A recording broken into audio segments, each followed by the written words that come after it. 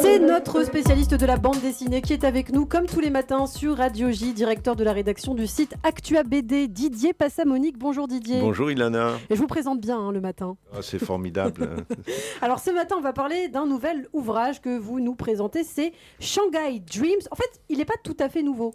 Absolument, hein, mais je profite de la sortie d'une intégrale pour en parler sur la diaspora des bulles et aussi parce que Shanghai est dans l'actualité, hein, alors je me raccroche aux branches comme je peux. Vous avez raison.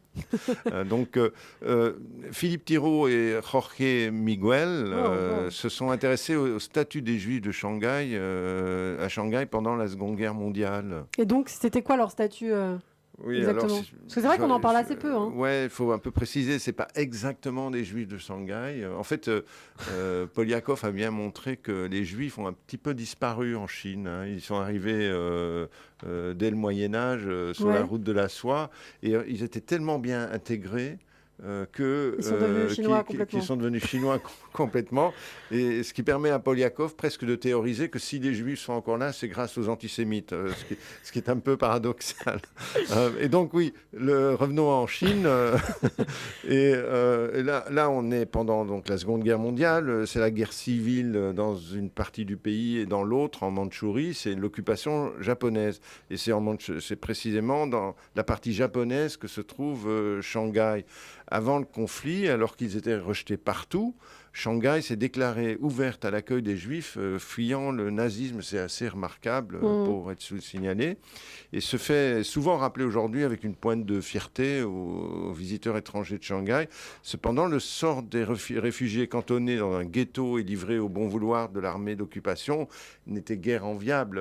Elle était un peu plus enviable que celle même des Chinois qui, eux, subissaient un joug absolument terrible et aveugle. Hein, les deux auteurs illustrent cette solidarité des éprouvés entre les Chinois et les Juifs et imaginent l'Odyssée de Bernard Herrmann, qui est un cinéaste juif allemand. Donc c'est le personnage principal. C'est le personnage principal qui travaillait pour la UFA, c'est-à-dire le Hollywood allemand avant la guerre, et qui évidemment, à cause des lois de Nuremberg, se trouve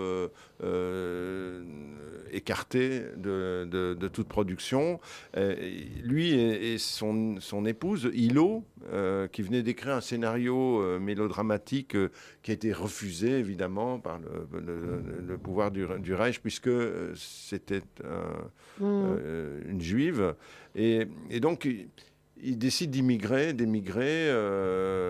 en Chine, parce que c'est le seul endroit où on les accepte.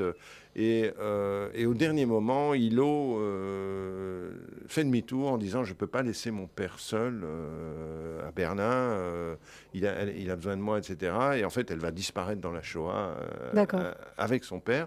Et Hilo ne le sait pas pendant un bon moment. Il se retrouve donc en Chine un peu en éclaireur pour accueillir sa femme. Bernard, Bernard Herrsch. Ne sait pas ce qui s'est passé. Oui, c'est Bernard, oui, pardon. Il part en éclaireur, et car Hilo est donc, il ne sait pas encore qu'elle est morte, et puis il se retrouve là seul dans cette terre chinoise, et pour lui rendre hommage à sa femme, parce qu'au bout d'un moment il va être au courant, il n'a de cesse que de tourner ce scénario qu'elle a écrit, cette comédie sentimentale, qui va être transposée dans un contexte chinois. Et Shanghai Dream est le nom du film, c'est le titre du film et du diptyque qui est maintenant en intégrale et qui évoque un combat pour la liberté de création qui en rappelle bien d'autres. C'est un destin un petit peu particulier quand même. Hein. C'est un dessin particulier, mais c'est un destin particulier. C'est une fiction inspirée